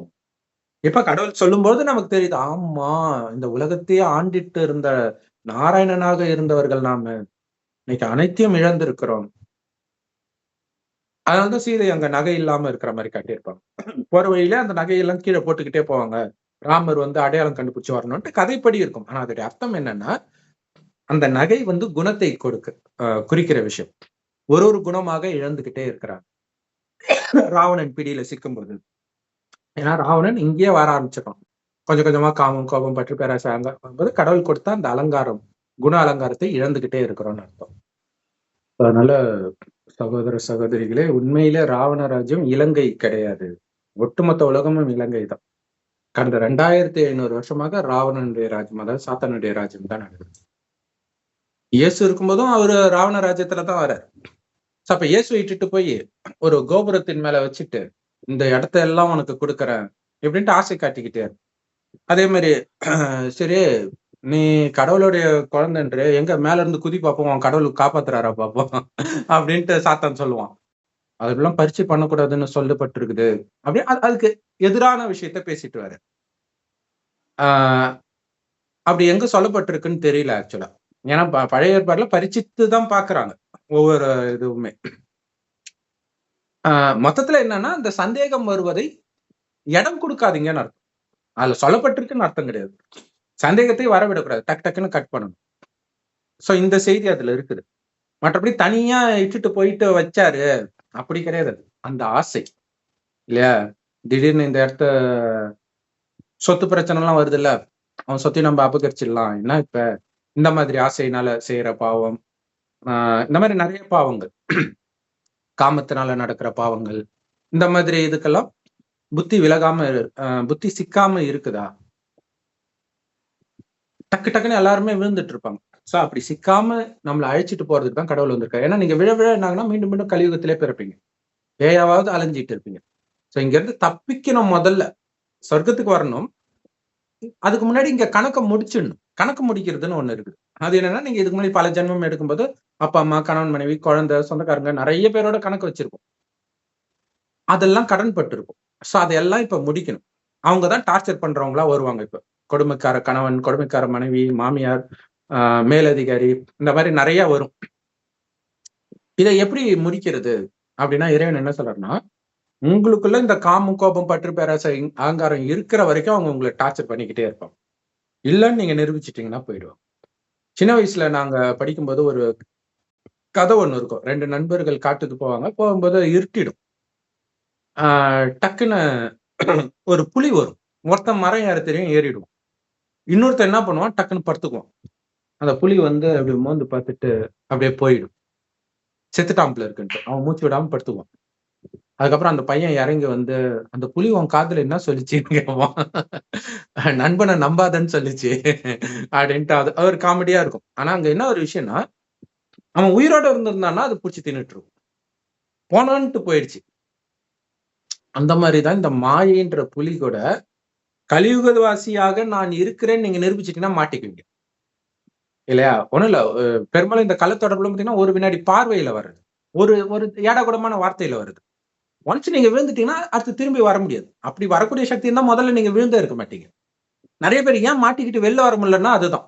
அந்த சக்தி இருந்தா தான் அவங்க முன்னாடியே விழாம இருந்திருப்பாங்க. இல்லையா? சோ இதே மாதிரி கோபம், பற்று, பேராசை, அகங்காரம் எல்லாமே. இப்ப அதுல இருந்தாலும் நீங்க வெளில வரணும். அதுக்கு உயிரோடு இருந்துகிட்டே இறந்தா மாதிரி இருக்கணும். கலியுகத்தின் எந்த விஷயத்தையும் பார்த்தும் பார்க்காம கேட்டும் கேட்காம, கண்ணை மூடிட்டு வாழ முடியாது காந்தாரி மாதிரி. பட் பார்த்தும் பார்க்காம கேட்டும் கேட்காம இருக்கு. யாரை பார்த்தாலும் என் அப்பா சிவன் மட்டும்தான் கண்ணுக்கு தெரியணும். அது மனசால தானே நம்ம பார்க்க போறோம். அதுதான் 3வது கண்ணை திறக்கிறதுன்றது. ஆத்மாலதான் மனம், புத்தி இருக்கு. சோ புத்தியின் மூலமாக சிவனையே நினைச்சிட்டு இருக்கோம். என்ன ஆனாலும் யாரை பார்த்தாலும் சிவனுடைய குழந்தையை பார்க்கணும், என்னுடைய சகோதரனை பார்க்கணும், சகோதரியை பார்க்கணும். இந்த உணர்வு மட்டுமே இருக்கணும். இது உடல் சார்ந்த உறவு கிடையாது, ஆத்மா சார்ந்த உறவு. சோ உடல்ல கிடையாது, செத்துட்டேன்னு புரிஞ்சுக்கோங்கன்ற. இப்படி இருக்கிற வரைக்கும் என் மடியிலே இருப்பீங்கன்றார். இப்ப கடவுள் மடியில இருக்கும்போது யாராவது கிட்ட நெருங்க முடியுமா? அப்படி இருந்தால் உங்களுக்கு நான் பாதுகாப்புன்ற. ஆனா எப்ப உங்களுக்குள்ள கொஞ்சம் காமம் வந்துடுச்சு, கொஞ்சம் காமம் நான் யாரு தெரியுமா அப்படின்னால கடவுள் மடியை விட்டு இறங்கிட்டு வந்துட்டீங்க. அதுக்கப்புறம் உங்களுக்கு எங்க பாதுகாப்பு இருக்குது? இல்லையா? சோ அதை புரிஞ்சுக்கணும். சோ இதுதான் கடவுள் வந்து இறந்து வாழ்வது. இதுதான் கடவுளுடைய ஞானம். அப்படி ராமர் இருக்கிறாரா? இருக்கிறார் இல்லையா? ஃபர்ஸ்ட் அப்படி இல்ல. ஞானத்தை எடுக்கும்போது எடுத்தோடனே வந்துட மாட்டாங்க இல்லையா? ஃபர்ஸ்ட் மனைவி அந்த காமத்துல விழுறாரு. அடுத்தது வந்து கொஞ்ச நேரம் கழிச்சு வந்து சீதையை மறுபடியும் அந்த காட்டுல இருந்து வந்தப்புறம் வரும்போதே வந்து நிரூபிக்க சொல்றாரு. நீ தூய்மையா தான் இருக்கிற, நெருப்புல நடன்னு. சோ அதோடைய அர்த்தம் என்னன்னா, இப்ப நடக்கிற விஷயம்தான். ராவணன் கிட்ட இருந்து வந்திருக்கிறோம், போக போறது சொர்க்கத்துக்கு. ராவணனுடைய குணம் கொஞ்சம் கூட அங்க இருக்கக்கூடாது. அப்ப இந்த நெருப்பெல்லாம் கடந்துதான் நீங்க போறீங்க. அதுல உயிரோட வந்துட்டீங்கன்னா போயிடுவீங்க. காமத்துல விழல, காமத்துல எரிஞ்சிட்டீங்கன்னா முடிஞ்சு போச்சு, கோபத்துல எரிஞ்சிட்டீங்கன்னா முடிஞ்சு போச்சு. அந்த அந்த விகாரம் வந்துச்சுன்னா எரிஞ்சிட்டீங்கன்னு அர்த்தம். அதுதான் அந்த நெருப்பு. அதை தாண்டி போறது. அங்க கதையாக அப்படி சொன்னதுனால நமக்கு புரியல. என்னடா பொண்டாட்டி சந்தேகப்படுறான், இவெல்லாம் ஒரு மனுஷனா? நெருப்புல போய் நடக்க சொல்றான். அதுல வேற பாரதி ராஜா ஒரு படத்துல ரேவதி ஏதோ சொல்ல, தீ குளிக்கணுமா அப்படின்ட்டு கேட்பாங்க அம்மா. அது எந்த அர்த்தத்துல இருக்குதுன்றது தெரியாது இல்லையா? சரி. சோ இப்படி ஒண்ணு ஒண்ணா வர்றதுதான். அங்க இயேசுவையும் கூப்பிட்டு நிறைய டெஸ்ட் பேப்பர் வைக்கிறான் சாத்தான். இதே விஷயம் தான் அங்கேயும் நடக்குது. சோ ஒரே விஷயம் தான் நடக்குதுன்றது. இது எல்லாமே ஒரு ஞானம், விதையில இருந்து வந்த ஞானம். விதைக்கிட்ட ஞானம் எடுக்கிறவங்களுக்கு தான் அது புரியும். கிளை கிட்ட எடுக்கிறவங்களுக்கு புரியாது. ஏன்னா இப்ப பாருங்க, இயேசு இங்க இருக்கும்போது கிறிஸ்து மேல இருந்து வருது. அப்ப கிளை இங்கதான் ஸ்டார்ட் ஆகுது. அது கொடுக்குற ஞானத்தை வைத்துதான் சரி கிறிஸ்தவ மதம் இங்க இருக்கு, இங்க இருக்கு, இங்க இருக்குது. அப்ப இதுக்கப்புறம் தான் கிறிஸ்தவ மத ஆத்மாவே மேல இருந்து வரும். ஆனா கிறிஸ்து கொடுக்கிற ஞானத்தினால கிறிஸ்தவர்கள் வரல. அதுதான் முக்கியமான விஷயம். அவர்களுக்கு அந்த ஞானம் பிடிக்குதே தவிர, மேல இருந்து வராங்க. வரும்போது கிறிஸ்து கிடையாது. அவங்க பாட்டே முடிஞ்சிருச்சு. இயேசு இறந்துட்டாரு, கிறிஸ்து போய் இன்னொரு ஜென்மம் எடுத்துருது. அதுக்கப்புறம் தான் மற்ற தர்மத்து ஆத்மாக்களே வராங்க. வரும்போது அவங்க பரிசுத்தமா இருக்கிறாங்க. அந்த ஞானத்தை கேட்டு கேட்டு கேட்டு கேட்டு அவங்க பரிசுத்தத்தை இழக்கிறதா அவங்க அந்த ஞானம் தடுக்கல. எந்த மதமுமே, குரானா இருக்கட்டும், கீதையா இருக்கட்டும், எதுவுமே தடுக்கல. இப்ப என்ன ஆகுது? இந்த மரத்துடைய கிளை எதை பிடிச்சிட்டு தொங்கும்? கிளை கிளை வந்து இந்த அட்டாச் பண்ணிட்டு இருக்குல்ல இந்த இடத்துல. ஆனா இந்த கிளை எங்க வருது? மரம் இவ்வளவு தூரம் வளர்ந்த பிறகுதான் வருது. ஆனா இங்கேயே முடிஞ்சிருக்கு சொர்க்கம். சொர்க்கம் முடிஞ்ச அப்புறம் தான் வருது. அப்ப கிறிஸ்து கொடுக்கிற ஞானத்தை பிடித்துட்டு கிறிஸ்தவர்கள் தொங்குறாங்க. இப்படி ஒரு ஒரு மத ஸ்தாபகர்களோட ஞானத்தை பிடிச்சி தொங்கிட்டு இருக்காங்க கிளை. ஆனா இந்த கிளையை விட்டுட்டு நீங்க விதையை பிடிச்சிட்டீங்கன்னா சொர்க்கத்துக்கு வந்துடுவீங்க. இதுதான் இங்க முக்கியமான விஷயமே. அப்ப ஏன்னா மதங்கள் எல்லாமே வந்து காமத்தை விடு, கோபத்தை விடு, பற்றை விடு, பேராசை விடு, அகங்காரத்தை விடுன்னு சொல்லவே சொல்லாது. இயேசு சொல்லி இருக்கிறார், ஒரு பெண்ணை இச்சையா பார்த்தாலே நீ பண்றதுக்கு பேர் விபச்சாரம் அப்படின்னு சொல்லிட்டு. அவங்க என்ன பண்ணிட்டாங்க? மனைவியை தவிர மற்றவர்களை சொல்றாரு அப்படி புரிஞ்சுக்கிட்டாங்க. அவ ஒரு பெண்ணை தானே இச்சையா பார்க்க கூடாது, அப்ப ஆணை பார்க்கலாம் இல்ல அப்படி கூட நினைப்பாங்களா? ஏன்னா இது எல்லாமே ஏதோ ஒரு ஆண்களுக்காகவே சொன்ன மாதிரியே இருக்கும் எல்லா மதத்திலுமே. கடவுள் ஆத்மா கிட்ட பேசுற, அதை புரிஞ்சுக்கணும். உடலை பார்க்காதீங்க, அதுதான் இங்க முக்கியமான விஷயம். உடலை பார்த்ததானே ஆண் பெண்ணுன்னு தெரியறதுக்கு, காமம் வர்றதுக்கு. உடலை பார்த்ததானே இது என்னோட குழந்தை, என்னோட அப்பா அம்மா, என் ஜாதி, என் மதம், அந்த பற்று வர்றதுக்கு. இதுல இருந்தெல்லாம் நீங்க விலகணும். அப்படி இல்லை அப்படின்னா உங்களுக்கு துக்கம் வரும். அப்ப இயேசு ஆரம்பத்துல கோபக்காரரா இருக்கிறார். சோ அந்த மதப்பற்று இல்லாமல் நீங்க பைபிளை படிச்சீங்கன்னா அது தெளிவாக தெரியும். பயங்கர கோபக்காரரா இருக்கு. பசிக்கும் போது அந்த இது கனி இல்ல அத்தி மரம்ட்டு அந்த அத்தி மரத்தை சபிக்கிறேன். இது ஒரு கிறிஸ்தவ சகோதரர்கிட்ட சொல்லும் போது கடவுள் இப்படி பண்ணுவாரா அப்படின் போது, ஐயோ பிரதர் நீங்க அப்படியே மேலோட்டமா எடுத்துக்கிறீங்க. அது அப்படி கிடையாது பிரதர், கனி கொடுக்காத மரம். அது ஆக்சுவலா இந்த மரம் தான் இல்லையா? இந்த மரம் கடைசியில கனி கொடுக்காத மரமா மாறுது. அப்ப இந்த மரம் அழிந்து மீண்டும் ஆரம்பத்துல இருந்து புது மரம் வருது. இதுதான் அதோடைய ரகசியம். அது அவங்களுக்கு தெரியாது. பட் அவங்க இருந்தாலும் என்னன்னா ஒரு நல்ல குணம் இல்லாட்டினா அப்படி ஆயிடுது. அப்படிதான் அது. அப்ப இயேசுடைய வாழ்க்கையில எதுவுமே நடக்கலன்றத ஒத்துக்கிறீங்களா? ஏன்னா அந்த விஷயம் நடந்ததே நடக்கல.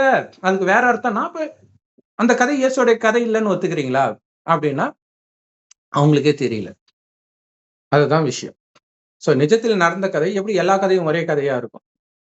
கிருஷ்ணருடைய கதை, இயேசுடைய கதை, நபியுடைய கதை, மோசஸுடைய கதை, எல்லாருடைய கதை, ராமருடைய கதை, எல்லாமே பாத்தீங்கன்னா இதே விஷயம் தான் இருக்கும். ஆனா அதுல வித்தியாசம் இருக்கும்.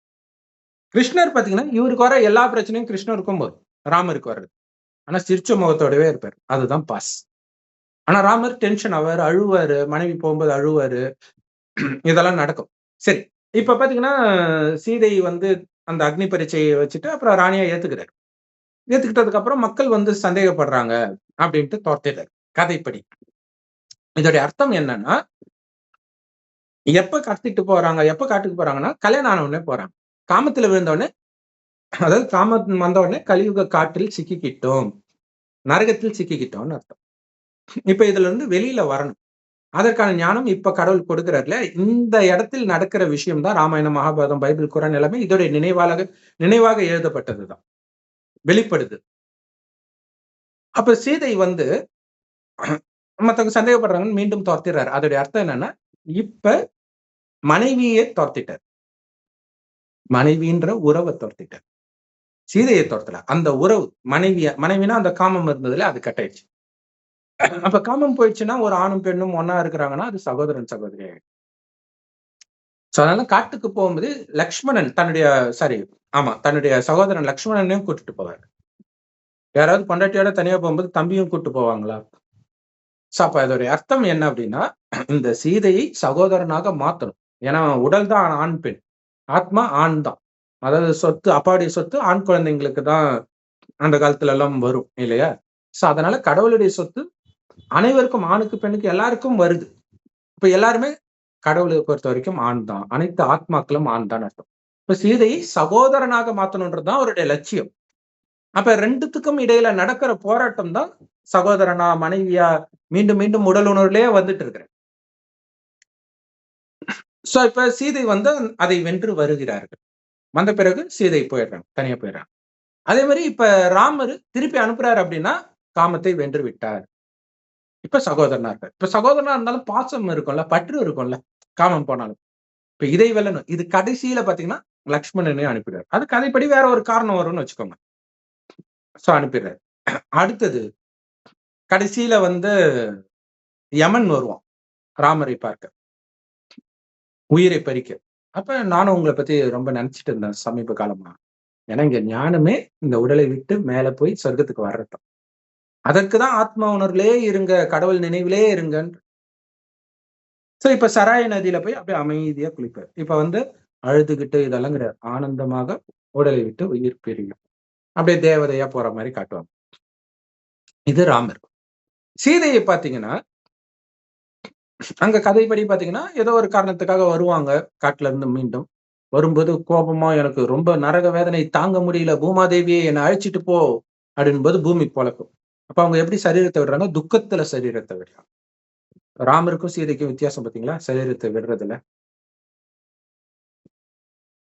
அதே மகாபாரதத்துல கிருஷ்ணரே பாத்தீங்கன்னா, அவர் வயோதிக நிலையை அடையும் போது உலகம் ரொம்ப மோசமாயிடும். அவருடைய பசங்களே மோசமாயிடும். அவங்களுக்குள்ளேயே எல்லாரும் அடிச்சுக்குவாங்க கடைசியில. இப்ப அவர் பாட்டுக்கு கம்முன்னு போய் ஒரு மரத்துக்கு கீழே உட்கார்ந்துப்பாரு. தியானத்துல ஈடுபடுவார். அப்போ ஒரு வேட நம்பு விடுவான். அப்ப அவருடைய உயிர் பிரியும். கதைப்படி வேற ஏதோ நினைச்சிட்டு அம்பு விடுவான். உயிர் பிரிஞ்சது. இவர் எப்படி இருக்கிறாரு? இது ரொம்ப முக்கியமான விஷயம். ஏன்னா ராமர் அந்த குளத்துல விழும்போது அங்க எதுவும் நல்லா இருக்கும். அதுதான் முக்கியமான விஷயம். கிருஷ்ணருக்கும் ராமருக்கும் என்ன வித்தியாசம்னா, அங்க எந்த பிரச்சனையும் இருக்காது ராமரை சுற்றி. அப்ப பிரச்சனை இல்லாத நேரம் எப்ப வரும்னா, உலகம் அழிஞ்சு எல்லாம் போய் காமம், கோபம் இதெல்லாம் தூண்டுறதுக்கே மனிதர்கள் இல்லாம தனியா மாட்டிக்கும் போது, வேற நினைவே மறக்கிற அளவுக்கு பேயாலையும் போது அமைதியா தான் போகும். அது ஒண்ணு இருக்கு. ஆனா கிருஷ்ணர் எல்லா பிரச்சனையும் நடக்கும். அவர் பாட்டுக்கு அமைதியா உட்கார்ந்துருவார். இது என்னுடைய ராஜ்யமாச்சே, நான் யாரு தெரியுமா? எதுவும் இல்ல. அவர் பாட்டுக்கு அமைதியா இருந்தாரு. அப்ப அந்த வேடன் நம்பு விடுறதுன்றது வேடன் இது எல்லாமே கடைசி காலத்தில் வர்றது. வேடன்றது விலங்குகளை வேட்டையாடுறோம். விலங்குகளை வேட்டையாடுறதெல்லாம் கடைசியில நடக்குது. சாப்பாட்டுக்கு வழி இல்லாம வரும்போதுதான் நான்வெஜ் சுவையே மனிதன் சுவைக்கிறான். இந்த வெள்ளம் இந்த மாதிரி எல்லாம் வரும்போது. ஆரம்பத்துல எல்லாமே சொர்க்கத்துல சிங்கம், புலியே பசுவோட ஒன்னா தண்ணி குடிக்கும். அப்படின்னு இன்னொரு விலங்கு சாப்பிடாது, தாவரத்தை தான் சாப்பிடும். இது பைபிள் குரான்லயே இருக்கு. அந்த மாதிரி உலகத்துக்கு போனா அந்த குணம் உங்களுக்கு இப்பவே இருக்கணும். அசைவம் சாப்பிடக்கூடாது, காமம், கோபம், பற்று, பேராசை இருக்கக்கூடாது. ஏன்னா சொர்க்கத்துல அது இருக்காது. அதே மாதிரியே நீங்க மாறணும். அப்ப கடைசி நேரத்துல உலகம் ரொம்ப மோசமா இருக்கும் பொழுது அப்படியே அமைதியாக இறைவன் நினைவிலே இருந்துட்டால், ஆனந்தமாக உடலை விட்டு உயிர் பிரிந்தால், சுத்தி துக்கம். ஆனா நீங்க ஆனந்தமாக இறைவன் நினைவிலே உயிர் பிரிந்தால் அப்படி பிரியறவங்க தான் சொர்க்கத்தில் நாராயணனா ஆக முடியும், கிருஷ்ணரா பிறக்க முடியும். கிருஷ்ணர் வாழ்க்கையில் அது நடக்கல. கிருஷ்ணருடைய ஆத்மாவுடைய முன் ஜென்மத்தில் நடக்கிற விஷயங்கள் அது. இயேசு வாழ்க்கையில் நடக்கல. இயேசுவின் வாழ்க்கை கடைசி ஜென்மத்தில் நடக்கிறது. சோ இயேசுடைய ஜென்மத்தில் வாழ்க்கையில நடக்குதோ இல்லையோ, இங்க கடைசியில இந்த ஞானத்தை எடுத்தவர்கள் வாழ்க்கையில நடக்கிறது. அடுத்தது இயேசுவுக்கு வரப்போறோம். இதுதான் முக்கியமான விஷயம். இப்ப பாருங்க, இங்க யார் கையும் கடவுள் விடுற விஷயம் இல்ல. கடவுள் கையை நீங்க புடிச்சிட்டு இருக்கிறீங்களான்ற விஷயம். கடவுள் தான் கேட்கணும், நீ ஏன் என் கையை விட்டன்ட்டு. இயேசுவை பார்த்தோ, ராமரை பார்த்தோ, சீதையை பார்த்தோ இல்லையா? சீதை கடைசியில கோபப்படுறாங்க, டென்ஷன் ஆகுறாங்க, எனக்கு அநீதி நடக்குது அப்படின்னாலே என்ன அர்த்தம்? பிணமாக இல்லை, கலியுக குணம் ஏந்திரிச்சுக்குது. திரௌபதிக்கும் அதே மாதிரி ஏந்திரிக்கும். அடிக்கடி சண்டை போடுவாங்க தர்மர் கிட்ட.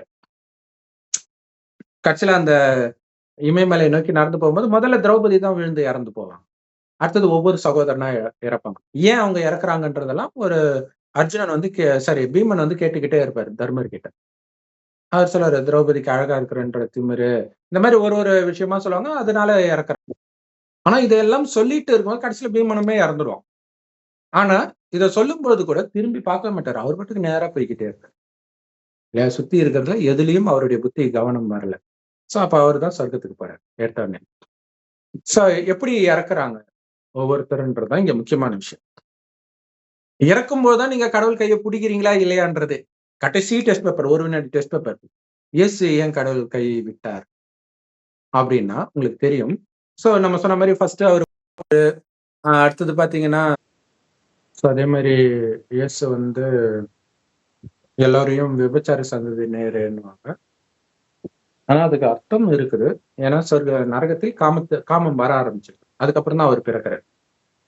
அப்ப காமத்துக்கு பிறந்தவர்களே அப்படின்னு சொல்றது இயேசு கிடையாது. இயேசு காமத்தினாலதான் பிறக்கிறார். நிறைய பேர் நினைச்சுக்கிறாங்க இயேசு வந்து காமம் இல்லாம பிறந்துட்டாருன்னு. காமம் இல்லாமல் பிறந்தது இயேசு இல்ல, அவர் உடம்புல வந்து கிறிஸ்து. உண்மையா அந்த கிறிஸ்துவுக்கு ஜென்மம் கொடுத்த இயேசுவைத்தான் அங்க மேரின்னு வணங்குறாங்க. சோ கிறிஸ்து தான் கிறிஸ்தவர்களுடைய தந்தை. இயேசு கிறிஸ்தவர்களுடைய அம்மா. அதாவது ஆண் உடலா இருந்தாலும் அந்த உடலை கொடுத்த கிறிஸ்து ஆத்மாவுக்கு, அதனால தாய். சோ அப்ப மற்றபடி திருமணம் ஆகாமல் குழந்தை பிறக்காது. சொர்க்கத்துல காமம் இல்லாமல் பிறந்தாலும் திருமணம் ஆன பிறகே பிறக்கும். சோ அப்ப திருமணத்துக்கு முன்பு குழந்தை பிறக்கிறது அப்படிங்கிறது சட்டம் கிடையாதுன்னு கடவுள் சொல்றாரு. தூய்மையா இருக்கு. சோ அப்படின்னாலே நம்ம புரிஞ்சுக்கலாம், இவரு இயேசு அப்படி பிறக்கல, அது கிறிஸ்துவோடைய மகிமை இயேசுக்கு போட்டுட்டாங்க அப்படின்ட்டு. சோ அப்ப கிறிஸ்து ஞானத்தை இங்க எடுக்கிறாரு. காமம் தப்புன்னு இங்க சொல்றாரு. இங்க இந்த ஞானத்தை எடுக்கிறாரு, கடவுள் சொல்ற ஞானத்தை. இத வந்து அங்க சொல்றாரு, காமத்தை விடுங்கன்ட்டு. அவங்க அப்பதான் மேல இருந்தே வராங்க. எப்படி இருக்கும் அவங்களுக்கு? அடப்பாவி, நான் இப்பதான் உலகத்துக்கே வரேன், அதுக்குள்ள காமத்தை விடுன்றேன்ட்டு அப்பதான் அவங்களுக்கு வந்து பிரச்சனையே வருது. சோ அதனால விபச்சார சந்ததியினர்ன்றதுக்கு அப்படி ஒரு ரகசியம் அர்த்தம் இருக்குது. மற்றபடி அது திட்டுற மாதிரி சொல்லியிருந்தா அந்த கோபம் அதெல்லாம் காட்டுறாங்க கதையில. அடுத்தபடி பாத்தீங்கன்னா, சர்ச்சிலே ஒரு தடவை வந்து எங்க அப்பா வீட்டை விபச்சார விடுதி ஆக்கிட்டீங்க அப்படின்ட்டு ஜாட்டியால அடிக்கிறார். கதைப்படி, நிஜத்துல எதுவும் நடக்கல, அது வேற விஷயம். சோ அப்ப அதோடைய அர்த்தம் என்னன்னா, அப்பாவுடைய வீடுன்றது சொர்க்கம். சோ வீட்டை மீண்டும் இடித்து திரும்ப எழுப்புவேன்றதெல்லாம் சொர்க்கத்தை இல்லையா? நரகம் வீணாயிடுச்சு, இது இடிக்கப்பட்டு மீண்டும் சொர்க்கத்தை எழுப்புறாருன்றது அர்த்தம். சோ நிறைய பேர் சர்ச்சுன்னு நினைச்சுக்கிறாங்க, நிறைய பேர் இயேசுவை தான் எழுப்புறாரு, அவரு உடம்ப தான் அப்படி சொல்லிட்டாரு, இப்படி எல்லாம் புரிஞ்சுக்கிறாங்க. அது பக்தி மார்க்கம். அவங்க தப்பு கிடையாது, அவங்களுக்கு எடுத்து சொல்ல யாரும் கிடையாது, நமக்கும் தெரியாது. கடவுள் வந்து சொல்லும் போதுதான் இது தெரியுது. இப்ப எல்லாரும் கேட்டுற போறது கிடையாது. யாரு சொர்க்கத்தில் இருந்த தேவதைகளோ அவங்க எல்லா மதத்திலும் இருப்பாங்க. அவங்களுக்கு இது புரியும், டக்குன்னு புரிஞ்சுக்கோங்க. சோ அவங்களை எழுப்புறதுக்காக தான் நம்ம இந்த ஞானத்தை கொடுக்கிறோம். அப்ப வந்து அப்படி கோபக்காரரா காட்டுறாங்களே, ஜாட்டியாலே அடிப்பாரு எல்லாரையும். ஏன்னா சிவாலயமாக இருந்தது சொர்க்கம்ன்ற. சிவனால் கட்டப்பட்ட சொர்க்கம். அங்க வந்து கட்டுறது இல்ல. இங்க நமக்கு அந்த மாதிரி குணத்தை ஏற்படுத்துற, குணம் இருந்தாலே தானாகவே மற்ற எல்லாம் வந்துடும். இப்ப குணம் எல்லாம் போயிடுச்சு. மீண்டும் அந்த குணத்தை கட்டி எழுப்புறாரு நம்மள. அப்ப என் அப்பா வீட்டை விபச்சார விடுதி ஆக்கிட்டீங்கன்றது உலகத்தை தான் சொல்றாரு. மோசமாக்கிட்டீங்களே அப்படிங்கிறாரு. கடவுளுமே பிரம்மகுமாரிகள் மூலமாக கடவுள் கொடுக்கிற ஞானத்துல முரளியில வந்து சொர்க்கத்தை சிவனுடைய கோயில்னும், இத வந்து அது சிவாலயம்னும், இத வேசி ஆலயம்னும் சொல்லுவார். நரகத்தை கணவன் மனைவிக்கு இடையில நடக்கிற காமம் தான் அங்க விபச்சாரம்னு சொல்றது. அதுக்கப்புறம் மற்ற பெண்கள், மற்ற ஆண்கள் போறது இன்னும் மோசமாகுது. அவ்வளவுதான். சோ இப்ப இந்த ஞானத்தை வந்து அந்த கதைப்படி பார்த்தீங்கன்னா, இதெல்லாம் கோபத்தை குறிக்கிற மாரி இருக்குது. இல்லையா? அதே மாதிரி வந்து நீங்க சிஷ்யர்கள் கிட்ட அவர் சொல்லுவாரு. நீங்க செய்திய குடுக்க போங்க. ஆனா என்ன செய்தி? அதுதான் விஷயம். கிறிஸ்தவர்கள கேட்டா தெரியாது. முஸ்லிம்கள கேட்டா தெரியாது. என்ன இறை செய்தி சொல்றீங்க? அல்லாஹ் மட்டுமே கடவுள். ஓ! இதுதான் செய்தியா? ஓகே. அல்லாஹ்னா என்ன? கடவுள். ஓ! கடவுள் மட்டுமே கடவுளா? அந்த கடவுள் யாரு? தெரியாது. அப்புறம் என்ன செய்தி சொல்ல வர்றீங்க? இயேசு உங்களுக்காக மரித்தார். சரி, ஓகே. அதான் தெரிஞ்ச விஷயம். ஓகே. வேற ஏதாவது செய்தி இருக்குதா? அவர் என்ன மரிச்சுட்டாரு. இப்ப நான் என்ன பண்ணணும்? தெரியாது. இயேசுவை புடிச்சுக்கோங்க. இயேசுவ புடிச்சுக்கோங்க. எதுக்கு அவர புடிச்சு தொங்கணும்? இல்லையா? சோ இது ஒரு கிளைன்றது அவங்களுக்கு தெரியல. புடிச்சு தான் தொங்கிட்டு இருக்குது ஒரு மதமுமே. அதை விட்டுட்டு நீங்க விதைய பிடிக்கணும். இறைவனை நினைக்கணும். உடல்ன்றத மறக்கணும். அதுதான் அங்க மாற்றமே. அப்படி இருக்கிறீங்களான்னு செக் பண்ணிக்கிட்டே இருக்கு. சோ அப்ப இயேசு வந்து கடைசியில அந்த பக்குவ நிலையை அடையறத காட்டுறாங்க. ஆனா இதெல்லாம் கடவுள் குடுக்குற ஞானத்தினால நடக்கிறதுன்றது மட்டும் இருக்காது. அதுவே ராமர் எப்படி பக்குவ நிலை அடையறார்? தர்மர் எப்படி பக்குவ நிலை அடையறார்? ஆனா தர்மர் ஆரம்பத்துல இருந்தே பெர்ஃபெக்ட்டா இருக்கிற மாரி காட்டுவாங்க. சரி, அப்படியே இருந்தா கூட அவருக்கு யாரு இந்த ஞானத்தை குடுக்குறார்? மற்றவர்களுக்கும் இல்லாம அவரால மட்டும் அது எப்படி சாத்தியம்? சோ கடவுள் கிட்ட அந்த ஞானத்தை எடுக்குறாங்க. இன்னும் கேட்டீங்கன்னா, ராமரை கடவுள்ன்னு வழிபடுறாங்க. ஆனா ராமருடைய மனைவி சீதை கடத்தப்பட்ட பிறகு, அதுக்கு முன்னாடியுமே கூட சிவனை தான் அவங்க வழிபடுவாங்க. பூஜை பண்ணுவாங்க. அந்த காட்டுல ஃபுல்லா சிவலிங்கத்தின் முன்னாடி உட்கார்ந்து தான் அவங்க புலம்பிட்டு இருப்பாங்க, பூஜை பண்ணிட்டு இருப்பாங்க எல்லாமே. ராமருமே காட்டுல ஒரு இடத்துல பாத்தீங்கன்னா, இன்னைக்கு சிவராத்திரி பாடலான்ட்டு யாரோ ஒருத்தர் சொல்லுவாங்க. சிவனை பார்த்து மகிமை பாடுறார். சிவன் கொடுக்கிற ஞானத்தின் மூலமாக இதெல்லாம் நடக்குது. அப்படிங்கிற விஷயம் எந்த மதத்திலயும் இல்ல. அந்த ஞானமும் அந்த இறைவன் கொடுக்கிற ஞானம் வந்து கீதை சொல்லலாம். ஆனா அதுலயும் என்ன தப்பு பண்ணிட்டாங்கன்னா, பேரையே மாத்திட்டாங்க. சிவனுக்கு பதில் கிருஷ்ணர் சொன்னதாக மாத்திட்டாங்க. அதனால புரியல அவங்களுக்கு. உடலை விட்டு உடலின் அனைத்து தர்மத்தையும் விட்டு என்னிடம் சரணடை அர்ஜுனா அப்படின்ட்டு அதுல வரும். உடல் சம்பந்தப்பட்ட எல்லாத்தையும் மறக்கணும்னா கிருஷ்ணரை எப்படி நினைக்கிறது? ஏன்னா கிருஷ்ணரே உடல் கொண்டவர் தானே. உடல் இல்லாதவர் சிவன். ஜோதி ரூபமா இருக்கிறனால தான் அந்த ஜோதி ரூபத்தை லிங்க ரூபமாக இந்துக்கள் வழிபடுறாங்க. அவங்களுக்கும் தெரியாது அதோடைய அர்த்தம் என்னன்னு தெரியாதனால என்னென்னமோ கண்ணாபின்ன அர்த்தத்தை எல்லாம் சொல்றத நம்ம கேள்விப்பட்டிருப்போம். இப்ப இறைவன் நினைவிலும் நான் சொர்க்கத்துக்கு போயிட்டு இருக்கிறேன். அந்த குணத்தை மட்டுமே நான் வெளிப்படுத்துவேன்றதுல நீங்க வைராக்கியமா இருக்கணுமே தவிர, இங்க இருக்கக்கூடிய விஷயத்திற்கு ஏற்ற ரியாக்ஷனே வரக்கூடாது. இங்க இருக்கிற ரியாக்ஷன் என்ன ஆகும்? இச்சையாக ஒருத்தர் பார்த்தால் நமக்குள்ள காமம் வர ஆரம்பிச்சிடும். கோபத்தை தோன்ற மாதிரி ஒரு சம்பவம் தான் உங்களுக்குள்ள கோபம் வந்துடும். இது எதுவுமே வரலன்னா ஒரு பொணம் மாதிரி இருக்கு. மயான கொள்ளைன்ற பண்டிகை இந்து பண்டிகையில பாத்தீங்கன்னா சுடுகாட்டுல தான் கொண்டாடுவாங்க. அங்க பாத்தீங்கன்னா அம்மன் வந்து மண்ணுல படுத்துட்டு இருக்கிற மாதிரி சிலை செய்வாங்க. மண்ணாலே செய்வாங்க. அந்த ஃபங்ஷன் இறுதியில என்ன ஆகும்னா, அந்த அம்மன் மேல ஏறி எல்லாரும் மிதிப்பாங்க. மிதிச்சு அத ஃபுல்லா உடம்ப உடைப்பாங்க. இதை வேற மதத்துக்காரங்க கோயில் சிலைய உடைச்சா எவ்வளவு பெரிய பிரச்சனை ஆகும். ஆனா இங்க இந்துக்களே தான் அத பண்ணுவாங்க. இதோட அர்த்தம் என்னன்னா, எப்ப நம்ம தேக உணர்வை விடுறோமோ, அப்பதான் பூஜைக்கு தகுந்த அம்மனாக மாறுகிறோம் அப்படின்னு அர்த்தம். ஏன் இயேசுவை யாரும் பூஜை பண்றது இல்ல? இந்து தெய்வம் அளவிற்கு. அப்படின்னா, ஓரளவுக்கு தூய்மையாறார், பெருசா தூய்மை ஆகலன்னு அர்த்தம். எங்க ஃபெயில் ஆகுறார்? அப்ப பாத்தீங்கன்னா, ஆ அங்க அந்த சிலுவையில அறையுறாங்க இல்லையா? அதோடைய அர்த்தமே நிஜத்துல அப்படி நடக்கல. விஷயம் என்னன்னா, எப்படி சீதைய நிஜத்துல நெருப்புல தள்ளலையோ, அதே மாரி இதுவும் நிஜத்துல நடக்கல. உயிரோட சிலுவையில அறையுறாங்கன்னா என்ன அர்த்தம்? உயிரோட கொல்றாங்கன்னு அர்த்தம். கரெக்ட்டா? அப்ப அதோடைய அர்த்தம் என்னன்னா, உயிரோட இருந்துகிட்டே நீ இறந்த நிலையில் வாழணும். இருப்பதற்கு அவர் முயற்சி பண்றாரு. பிதாவே இவங்க என்ன பண்றாங்கன்னு தெரியல. இவங்கள மன்னிச்சிடுங்க. இதெல்லாம் கடவுள் குடுக்குற ஞானம். சொல்ல ட்ரை பண்றாரு. இல்ல இந்த ஞானத்த எடுக்கிறவங்க அப்படிதான். இருக்க ட்ரை பண்ணுவாங்க. அதுக்கப்புறம் வலி தாங்க முடியாம, கடவுளே இது நியாயமா? உன்ன தானே நம்பிட்டு இருந்தேன். இப்படி என்ன கைவிட்டுட்டியே! என் புருஷன் செத்துட்டானே! என் மருமகன் செத்துட்டானே! குழந்தை செத்துட்டானே! துரோகம் பண்ணிட்டாங்களே! அப்புறம் அப்படியே பக்திக்கு வந்துருவாங்க. அவன் காலை முடித்து போடும் ஆண்டவரே! அப்படின்னு பெந்தகோஸ்து சர்ச்சுல சொல்ற மாரி சொல்ல ஆரம்பிச்சுருவாங்க. இதத்தாங்க இயேசு பண்றாரு. பிதாவே என்னை ஏன் கைவிட்டீர்? அப்படின்ட்டு அதுல வார்த்தை தான் இருக்கு. அது அமைதியா சொன்னாரா? கோபத்துல சொன்னாரா? அது சொல்லப்படல. ஒரு புயல் அடிக்கும். இவர் எழுந்திருச்சு, "புயலே அமைதியாகுன்னு" கத்துவார். அமைதி ஆகும். நீங்க அமைதியா இருந்தா அது அமைதியாயிடும். கத்தனா ஆகாது. அது ஒரு விஷயம் இருக்கு. சோ அப்ப அது அவருடைய குணமாக காட்டப்படுது. முருகனுக்கும் அப்படித்தான் காட்டப்பட்டிருக்கும். சுறுசுறுன்னு கோபம் வரும் அவருக்கு. சோ கடைசியில எல்லாத்தையும் இழந்து கோவணத்தோட நிக்கிறாரு பாத்தீங்களா? அனைத்தையும் இழக்க தயாரா இருக்கும்போது தான் உயர்ந்த நிலையை அடைகிறார் அப்படின்னு அர்த்தம். சோ அந்த மாதிரி இயேசுவை கடவுள் கைவிடல. அவர் கடவுளின் வழியை கைவிடு கடைசியில. ஏன்னா கடைசி நேரத்துல ஞானம் எடுத்தா பெருசா முயற்சி பண்ண முடியாது. நம்மளுமே அதே மாதிரி விழுந்து விழுந்து தான் வருவோம். ஆனால் முன்னாடியே ஞானம் எடுத்தா டைம் இருக்குது. ஆனா இப்ப கடைசி நேரம் தான். ஏன்னா கடவுள் வந்து 1936 வந்தா கடைசி 100 வருடம் தான். இன்னும் எத்தனை வருஷம் இருக்குன்னு நீங்களே பாத்துக்கோங்க. 10, 11 வருஷம் தான் இருக்கு. இன்னும் லேட் ஆக உலகம் மோசமாகும் போது இப்ப போய் பாலஸ்தீன்ல இந்த ஞானத்தை கொடுத்தா நல்லா தான் இருக்கும் கேட்பாங்க. பட் யார் கொடுக்குறது? அவங்களுக்கு இங்கிலீஷ் தெரியாது. நமக்கு அவங்க மொழி தெரியாது. எவ்வளவு பெரிய கொடுமை இல்லையா? அவங்களாம் இந்த ஞானத்தை எடுத்த பிறகுதான் அங்க போய் பிறப்பாங்க. அதுவும் இருக்குது. கடவுள் அப்படியே விட்டுற மாட்டார். ஞானத்தை உதாசீனப்படுத்திருப்பாங்க. அதுக்கப்புறம் அந்த ஞானத்தை எடுத்தும் அவங்களுடைய குணத்தை மாத்திக்கலன்னா அங்க போய் மாட்டிக்குவாங்க. அதான் இந்த ஞானத்தை எடுத்த பிறகு 100 மடங்கு தண்டனை அப்படின்னுவாரு. அதுக்கு முன்னாடி பாவம்னு தெரியாம பாவம் செஞ்சேன். இப்ப தெரியுதுல, தெரிஞ்சும் ஏன் பண்றேன் அப்படின்னு சொல்றாரு. சோ இப்படித்தான் ஒவ்வொருத்தரும் அந்த கடைசி நேரம் வைக்கிற டெஸ்ட் பேப்பர்ல ஃபெயில் ஆகுறது தான். இல்ல சீதை எப்படி கடைசி நேரத்துல அழுகுறாங்க, அதே மாதிரிதான் இயேசுவும் புலம்புறாரு. அப்ப சிலுவையில இருந்து புலம்புறாருன்னு அர்த்தம்.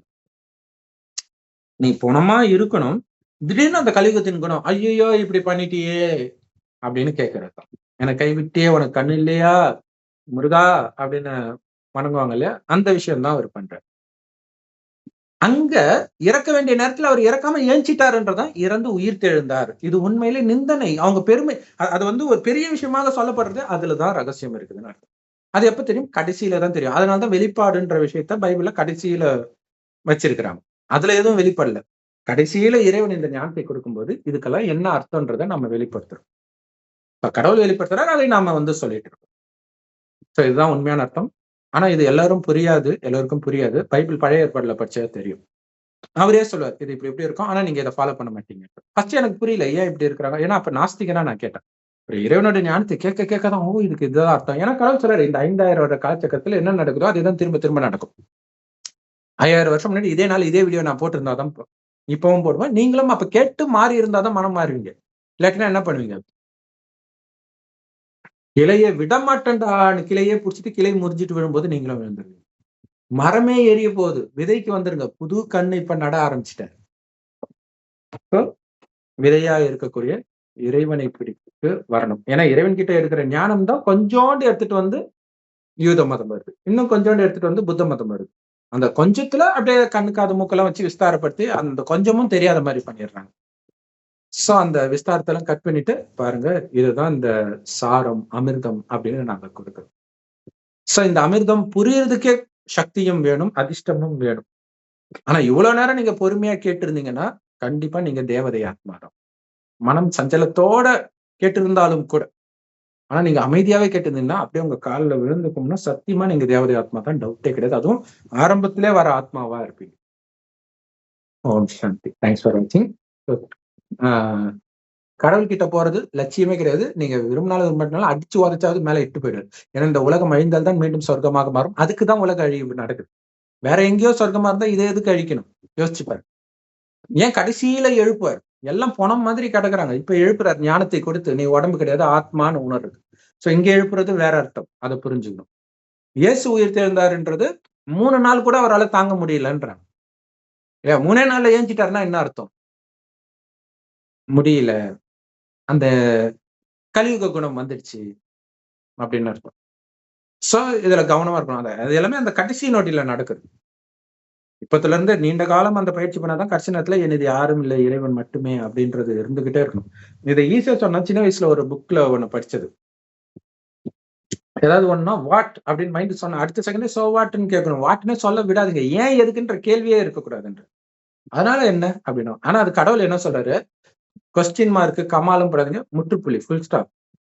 ஒரே காரணம் தான். நாடகத்துல பதிவாயிருக்கு, நடந்திருக்கு. அவன் ஆத்மால பதிவாயிருக்கு, நடந்திருக்கு. அவ்வளவுதான். யோசிக்காதீங்க. ஏன்னா யோசிச்சீங்கன்னா அதுக்கு மேல யோசிச்சீங்கன்னா அவனை தப்பா நினைக்க ஆரம்பிப்பீங்க. அது வேண்டாம். அமைதியா இருக்கும். அப்படி நீங்க இறைவன் நினைவிலே இருந்தாதான் இயேசு சொன்ன மாதிரி உங்களால நடக்க முடியும். ஒரு கண்ணை திறந்தால் மறு கண்ணத்தை காட்டுறது, தோல்ல இருக்கிற துணியை கேட்டா இடுப்புல இருக்கிறத கழட்டி கொடுத்துட்டு போறது. இல்ல அந்த ஒரு அகங்காரம் வந்துச்சுன்னா அர்த்தம் உன் சகோதரனோடு யுத்தம் செய்து நீ வந்து கோர்ட்டு கேஸ்ன்னு போனா உன் சொத்து ஃபுல்லா வித்து தீர்த்தாலும் உன்னுடைய வழக்கு முடிவுக்கு வராது. உன் சகோதரனோடு சமாதானமாக போ அப்படின்னு சொல்றாரு இல்லையா? சோ இதெல்லாம் அவர் சொன்னதா காட்டப்பட்டிருக்குது. ஃபாலோ பண்ணதா காட்டப்படல. அவர் சொன்னதை ஃபாலோ பண்ணதாக யார் பண்ணியிருப்பானா தர்மர் பண்ணியிருப்பாரு மகாபாரதத்தில். நீங்க வேணா பாருங்க. சோ இது வேற அது வேறன்னு நீங்க நினைச்சீங்கன்னா ஓகே, வெவ்வேறு கிளைகள் தான். ஆனா எல்லாம் எங்க இருந்து வருது? இறைவனுடைய ஞானத்துல இருந்து வர்றதுதான். சோ அதை புரிஞ்சுக்கணும். சோ இதை புரிஞ்சுக்கிட்டீங்கன்னா இந்த வீடியோ உங்க வாழ்க்கையில் கிடைத்த மிகப்பெரிய வரப்பிரசாதம். இல்லாட்டினா உங்களுக்கு அது புரியாதுதான். அது உங்க தப்பும் கிடையாது. ஓம் சாந்தி. தேங்க்ஸ் ஃபார் வாட்சிங்.